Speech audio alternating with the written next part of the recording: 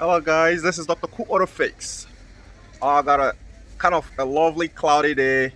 I got a sun in my eyes this morning, this lovely beautiful morning. And it's gonna be a very good news for you guys who are watching my video today. You bet you watch this video because this is an exclusive video which I was actually planning to reserve for only the membership area of my YouTube channel. Okay, here we go. I want to make something very clear here. This is exclusive video on how to reduce your car too much fuel consumption or stop too much fuel consumption. And I've been working for quite a long time to actually get this thing straight. And this is not going to be just like any other video or any other vlog you've watched about fuel consumption that is actually talking about a whole lot of things. So today we're going to be talking about 5 to 6 components and factors that actually affects your fuel economy. And if you follow these steps which I'm going to be teaching on this very video today, that's going to be the end of any too much fuel consumption in your car. Based on my research, based on what I've been following up the automobile mobility since the introduction of the engine control electronics management, which you call the ECU or the ECM. So those are actually going to be revolving around it, and I'm going to tell you exactly. So I'll put your mind through it so you think exactly what the manufacturers are thinking and stop following a lot of garbage videos you're seeing on the YouTube channel and a lot of internet, which a lot of people are copying and pasting. All right, now before we go further, I want to say here, you want to go ahead and subscribe to my channel. The reason why you want to subscribe to my channel is because it's actually going to give you an opportunity for me to answer your question when you drop it below this very video description here, your comment. If you don't subscribe to my channel and turn on your notification icon, I'm not going to respond to your question, your personalized question. But aside that, if you just want to get stuck on the view, just be a viewer and non-supporter, well, all right. But here, I'm going to be dropping the bombshell here. And the first thing which I want to start with here when it comes to fuel economy before I go in there is I'm having a very big hard time with YouTube right now, which they're taking down. I've taken down a lot of my videos from 850 videos down to 400, and it's still going more because of repetitive content. And because of that, this is actually driving me insane. But I'm going to be remaking a lot of my videos, and this time it's going to be better, way better. The information is going to be really on the point. Now, a lot of you guys have complained that you don't like music playing on the background. Well, no problem. I'm not going to be including any music this time. Even if I'm going to include in some, I'm going to just reduce the volume to like 6%. Normally 10% is okay, but 6%. But a lot of you guys still complain. So what exactly is actually responsible for your fuel consumption? There are a lot of sensors and a lot of actuators in your engine system that actually contribute to that. So I'm going to be opening, this is not going to be a talking video, right? So I'm going to go ahead and open one of the car which I have right here. Then I start showing you around so you look at it and I explain to you how these things actually work contrary to what you've been hearing. And they are the chief controller of how your fuel is being burned in your car. Okay, so here I'm just gonna pull the latch here, this thing here, and open the hood, and let's go right quickly to it. I don't want to waste your time here. So here we are at the engine bay. The first component that is actually responsible for your fuel economy is your coolant temperature sensor. This coolant temperature sensor is what the engine uses to determine how cold the coolant present inside your engine is. It's not just about that, it also uses that to know the weather condition too. All right, now I'm saying this from experience working on Ford Mondeo, that I have a broken coolant temperature sensor, and while watching at it on the live stream data, I'm getting around -40. And guess what? The owner who sold that car to me while trying to scrap it actually sold it because of the too much fuel consumption. But the mechanic have been looking at a lot of different places aside. Okay, so when this was actually reading negative, I've been looking at a lot of things up. I've changed the oxygen sensors, and the problem wasn't resolved. So when I saw this, it quickly dawned on me that the ECM is actually perceiving that the engine is too cold and supplying more fuel, and is an open loop sequence. So that was the cause of my nightmare. I replaced it and the fuel come back to normal.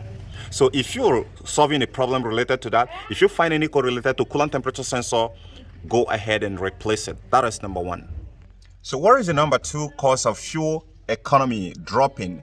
The number two cause of fuel economy dropping which actually result into too much fuel consumption, is intake air temperature sensor. All right, and that intake air temperature sensor, let me enlighten you guys a lot. The engineering and the advancement in technology in automobile mobility has gone a little bit further than it used to be, except in some Asian model, you're going to be finding the intake air temperature sensor around this boot here, right? For Hyundai and some others, Ford Mondeo, Ford even American models. But if you can find it around there, then this is exactly where the intake air temperature sensor is going to be. A lot of you guys only perceive this to be your map sensor, but you got it wrong. I'm going to show you, I'm going to remove one from this and show you exactly and flip it so you see it with your eyes. Now, here you go. You can see the white stuff that is actually there. If I position this very well, that is a thermistor, which the engine control module that have been engineered to work with this map sensor here to take the intake air temperature sensor of the air going inside your car. So if you lost signal here or it goes bad, this guy here goes bad, and you feel that it's not actually going to create any problem, that is one of the first reasons why your car is going to shut down. That's another reason also why you're going to start seeing a black smoke guffing out of exhaust, which means that the ECM is opting for more fuel than the engine can actually burn. So if you find any code related to intake air temperature sensor being bad, go ahead and replace it. But before replacing it, make sure that all the pins and connectors are in a good, healthy condition. So what's the next one that actually contribute to most fuel consumption is a dirty fuel injectors. Your fuel injectors has some sort of a tiny filter inside it here that's actually used to filter the fuel so that the dirt don't get it clogged up. Now, when this get clogged up, the spray pattern changes. It doesn't actually spray the way it's supposed to. It's actually going to be dripping. And when it streams or drip like pointing at you like this instead of spraying. When that spray pattern actually change, it's going to be sending more fuel than necessary because the fuel is not really getting to the right place as it's supposed to. So a dirty fuel injectors is going to make your car engine to vibrate, starve your car a lot of fuel, and make the engine management to send more fuel than necessary. So if you're solving a problem related to too much fuel consumption, make sure that you clean this up using a cap cleaner. Now, what is the fourth one? The fourth one we're going to be talking about here is guy. And what is this guy here? This is your thermostat. Everyone knows this guy to be a thermostat. And this guy can be very responsible for more plague than that. This guy here, when it goes bad, it can stop close. And when it's stuck close, it can get stuck open. When it's stuck open, the engine is going to get colder than usual. Because when it gets stuck open, the engine is not going to attain the engine operating temperature before it works. And when that happens, it's going to keep the system in open loop, making the engine to be more colder than it's supposed to. And the engine management, which is your ECM, is going to be sending more fuel than necessary because the engine is cold. And when the engine is cold, it will require more fuel to actually start up the car, just like the first starting sequence in the morning when the engine is cold. So you want to make sure that you check for a stock open thermostat. If there is some sort of thing, if it's stuck closed, then it's going to cause overheat. If it's stuck open, too much fuel consumption. Okay, what's the next guy we have in our in here is your throttle body. But not completely only the throttle body. There's an important part that is actually there in your throttle body that's actually supposed to be making things work better, and that is the throttle position sensor. So the throttle position sensor for most cars are not sealed up like in this case of a Volkswagen models. So since they're not sealed, what happens? A lot of people actually do tamper with it. And if you didn't tamper with it, if you mess up with it and it is not well aligned, the alignment need a computer reconfigurations, right? And adaptations. And if yours doesn't need adaptation, then it needs a manual settings. But you have to consult the manufacturer's TSB, Technical Service Bulletin, to actually know how it's being configured. And if it is bad, you're going to start seeing a lot of black smoke coming out of the exhaust. So you want to make sure that you check for a bad throttle position sensor, error code relating to bad throttle position sensor, because they have a lot of symptoms, right, which I'm actually going to remake after this video. But you should have it at the back of your mind that throttle position sensor, a bad one, is going to create a chaos in your car, including turning your car into a fuel guzzler. Okay, furthermore on this throttle position sensor. The throttle position sensor actually works in conjunction with your throttle pedal. Each time you make an input command to your computer, onboard computer, which you know as your ECM or ECU, you actually calling for more air, and more air means more fuel. Each time you step on the gas pedal, you are actually doing this. That's what you're doing. All right. The more you open this butterfly valve, the more you send more fuel down inside here. And if this guy is not reporting, if the throttle position sensor is not reporting the correct data back to the ECM as it should, it's going to be resulting into poor gas mileage. If it is not well calibrated, it's going to result into too much fuel consumption. So I'm going to be saving the last one, the best one for the last, which is your oxygen sensor. I'm going to be giving you guys a thorough knowledge on that. So this video is not going to provide you enough on that, so I'm going to be reserving another video which I'm going to be talking about the upstream and downstream oxygen sensor, because I haven't seen any video that give me a comprehensive knowledge or comprehensive tutorial about these two guys. There are actually two separate guys, but a lot of people actually see them to be working as one, but they are part of the stoichiometric ratio component, the air fuel ratio component. So let me quickly dive into it and tell you how this guy affects your fuel economy and what you need to actually do. When I mean I save the best for the last, I mean every word. Okay, here we go. Look what we got here. I decided to change from a different car that won't give you the right picture, which is that Volkswagen over there, and switch to this Peugeot 307 because this one is very noticeable. So what we got here is oxygen sensor.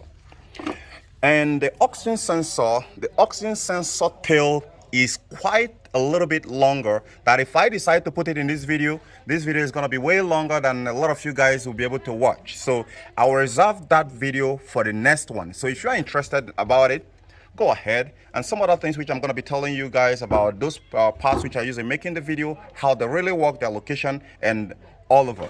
Now this guy here is the real deal, this oxygen sensor, when you talk about fuel consumption. But there is a lot of this information that is going on the YouTube, on the internet space. All right, that this information that is actually going there is a lot of people are always constantly telling you to replace your oxygen sensors when you have a poor gas mileage, but no one has actually given you the right reason to actually replace it.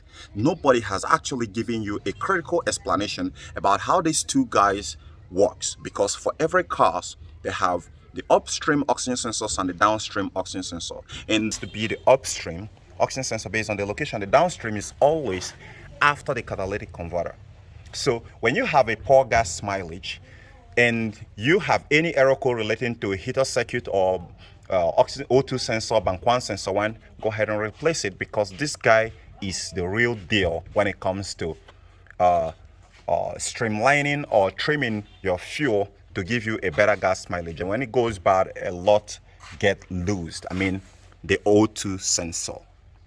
Now tune up to the next episode where I'm going to be giving you the real raw knowledge about O2 sensors, differences, what they really do. I'm not here to preach about all the kinds of O2 sensors you're going to be finding within the market, because there's a whole lot of them, right?